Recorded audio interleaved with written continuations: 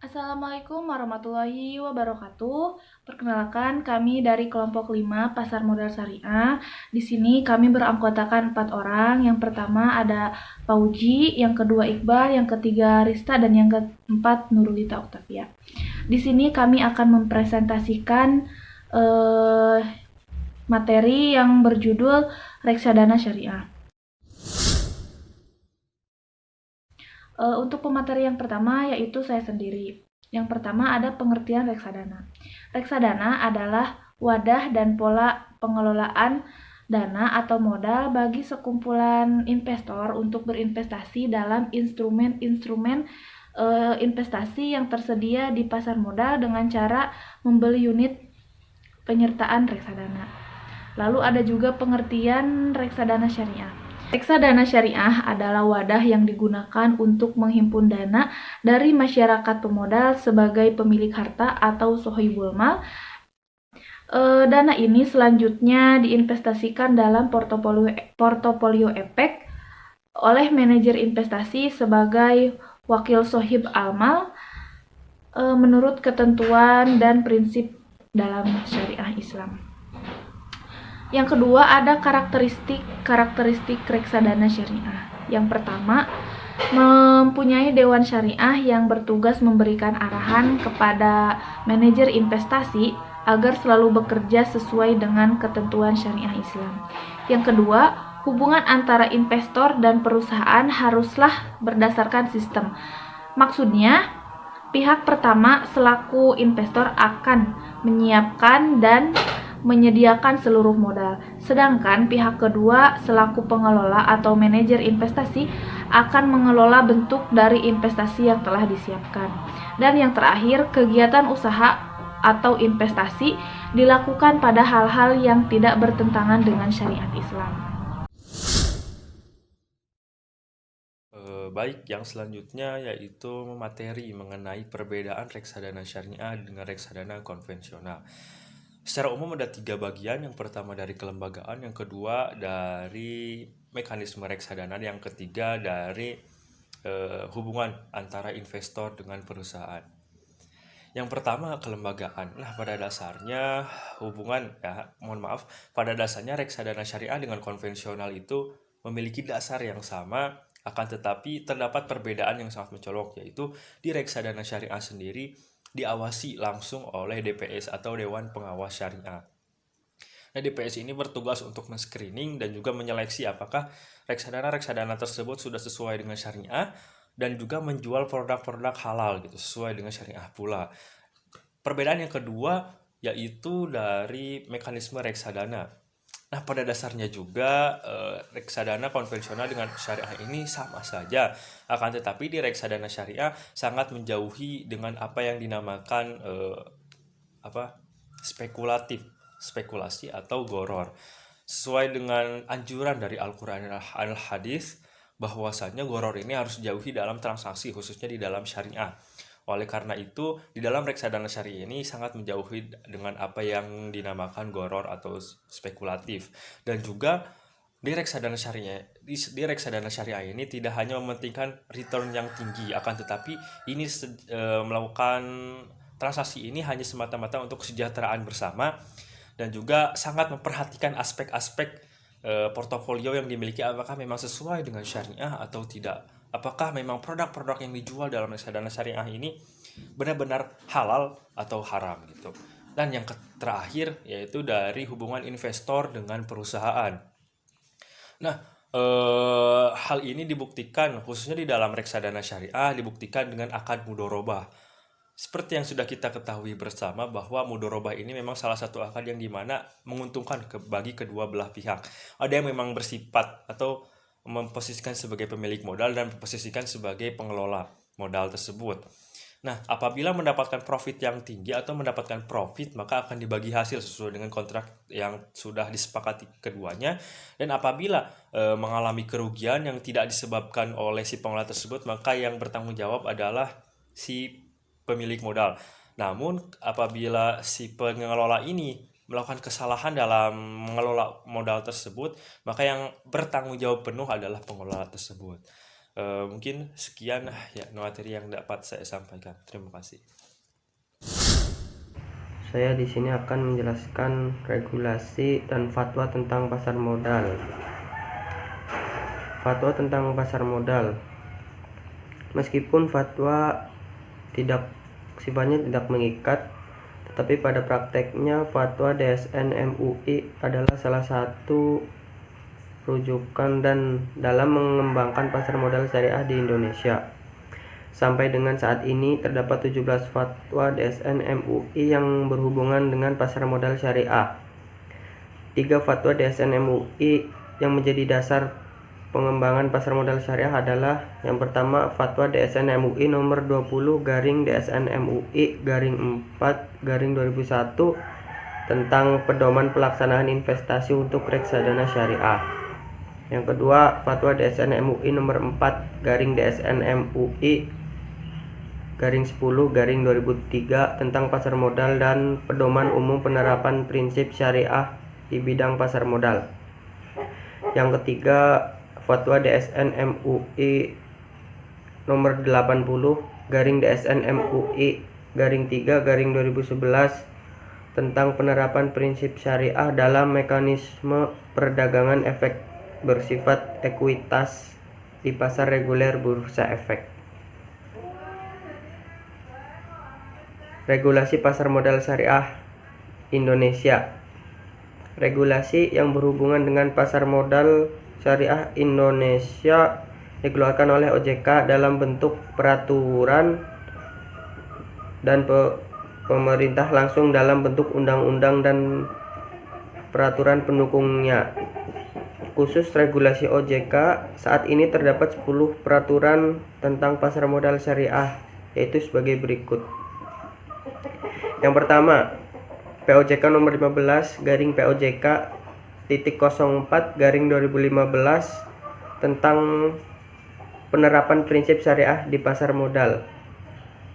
Yang kedua, POJK nomor 16 garing POJK titik 04 garing 2015 yaitu tentang ahli syariah pasar modal. Yang ketiga, POJK 17 nomor 17 garing POJK titik 04 garing 2015 POJK tentang penerbitan dan persyaratan efek syariah berupa saham oleh emiten syariah atau perusahaan publik syariah. Yang keempat, POJK nomor 18 garing POJK titik 04 garing 2015 yaitu POJK tentang penerbitan dan persyaratan sukuk. Yang kelima, POJK nomor 19 garing POJK titik 04 garing 2015 yaitu tentang penerbitan dan persyaratan reksadana syariah.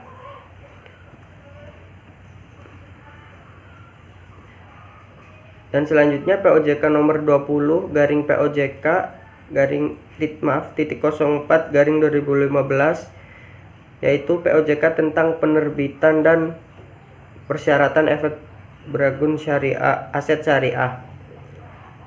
Selanjutnya POJK nomor 30 garing POJK titik 04 garing 2015 yaitu POJK tentang dana investasi real estate syariah berbentuk kontrak investasi kolektif. Selanjutnya POJK nomor 53 garing POJK titik 04 garing 2015 tentang POJK tentang akad yang digunakan dalam penerbitan efek syariah di pasar modal. Selanjutnya POJK nomor 61 garing POJK titik 04 garing 2016 yaitu tentang penerapan prinsip syariah di pasar modal pada manajer investasi. Dan yang terakhir, kriteria dan penerbitan daftar efek syariah, yaitu peraturan nomor 2 kriteria dan penerbitan daftar efek syariah. Selanjutnya yaitu jenis reksadana. Perbedaan jenis akan mempengaruhi karakteristik hasil resiko suatu reksadana. Maka manajer investasi yang baik harus memahami kebutuhan pemodal sebelum mendirikan reksadana. Hal yang paling penting adalah bahwa reksadana harus mampu menyajikan produk dengan berbagai jenis. Menurut Poncowinoto, jenis-jenis reksadana syariah dapat dikembangkan menjadi 4, yaitu yang pertama reksadana pendapatan tetap adalah reksadana yang mengambil strategi investasi dengan tujuan untuk mempertahankan nilai awal modal dan mendapat pendapatan yang tetap.